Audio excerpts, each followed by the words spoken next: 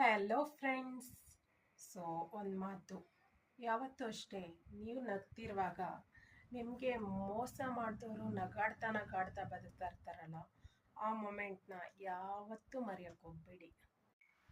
ಯಾಕೆ ಅಂತ ಹೇಳ್ತೇನೆ ಕೇಳಿ. ಈಗ ನಾವು ನಮ್ಮ ಮನೇಲಿ ಒಂದು ನಾಯಿ ಸತ್ತೋದ್ರು ಅಳ್ತೀವಿ ಅಲ್ವಾ.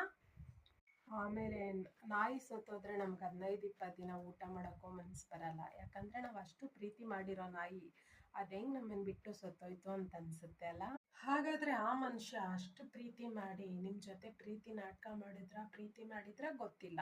ನಿಮ್ಮನ್ನ ಮೋಸ ಮಾಡಿ ನಿಮ್ಮನ್ನ ಬಿಟ್ಟೋಗಿ ಅವರು ಸಡನ್ನಾಗಿ ಅಲ್ಲಿ ಖುಷಿಯಾಗಿರೋಕ್ಕೆ ಹೇಗೆ ಸಾಧ್ಯ ಅಲ್ವಾ. ಅನ್ಕೊಳ್ಳೋಣ ಅವ್ರದ್ದೇನೋ ಇಶ್ಯೂ ಇತ್ತು, ಅವ್ರದ್ದೇನೋ ಸರ್ಕಮ್ಸ್ಟೆನ್ಸ್ ಇತ್ತು, ಅವರೇನೋ ಪರಿಸ್ಥಿತಿಯಲ್ಲಿ ಸಿಗಾಕೊಂಡಿದ್ರು ಅನ್ಕೊಳ್ಳೋಣ. ಅವ್ರು ನಿಮ್ಮನ್ನ ಬಿಟ್ಟು ಹೋದ್ರು, ಬಟ್ ಅವರು ಸಡನ್ನಾಗಿ ಅಷ್ಟೊಂದು ಖುಷಿಯಾಗಿರ್ತಾರೆ ಅಂದರೆ ಇದರ ಅರ್ಥ ಏನು?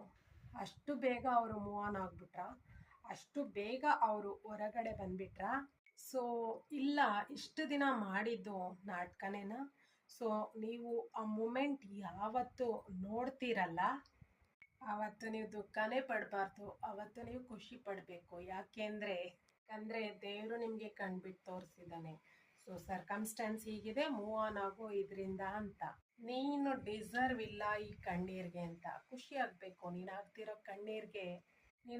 ಕಣ್ಣೀರಿಗೆ ನೀನು ಡಿಸರ್ವ್ ಇಲ್ಲ, ಅವ್ನು ಡಿಸರ್ವ್ ಇಲ್ಲ. ಖುಷಿ ಪಡ್ಕೊ. ನೀನು ಆಗ್ತಿರೋ ಕಣ್ಣೀರಿಗೆ ಅವರು ವ್ಯಾಲ್ಯೂಯಬಲ್ ಅಲ್ಲ. ನಿನ್ನ ಕಣ್ಣೀರು ಅವ್ರಿಗೆ ಡಿಸರ್ವೇಬಲ್ ಅಲ್ಲ. ನೀನು ಅವ್ರಿಗೋಸ್ಕರ ಆಗ್ತಿರೋ ಕಣ್ಣೀರು ಡಿಸರ್ವೇಬಲ್ ಅಲ್ಲ. ಅವರು ನಿಂಗೆ ಡಿಸರ್ವೇಬಲ್ ಅಲ್ಲ. ಖುಷಿ ಪಡು, ಮೂವ್ ಆನ್ ಆಗು. ಲೈಫಲ್ಲಿ ನೀನು ಬೇರೆ ಗೋಲ್ಸ್ನ ಅಚೀವ್ ಮಾಡು. ಈ ಒಂದು ಲೈಫ್ ಕಠೋರವಾದ ಸತ್ಯದ ಜೊತೆ ಸೊ ನಾನು ಇವತ್ತು ಸೈನ್ ಆಫ್ ಆಗ್ತಾ ಇದ್ದೀನಿ. Thank you.